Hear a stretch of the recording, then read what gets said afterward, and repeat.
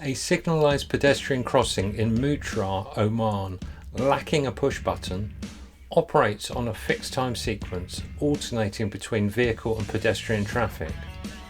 While functional during peak times, it causes unnecessary delays for both pedestrians and drivers during low traffic.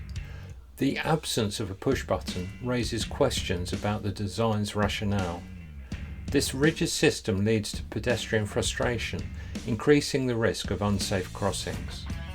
The Mutrah crossing underscores the importance of balancing efficiency and safety, demonstrating how a seemingly minor detail like a push button can significantly impact user experience and safety. It reinforces the necessity that designers consider projects in the whole rather than only addressing specific issues.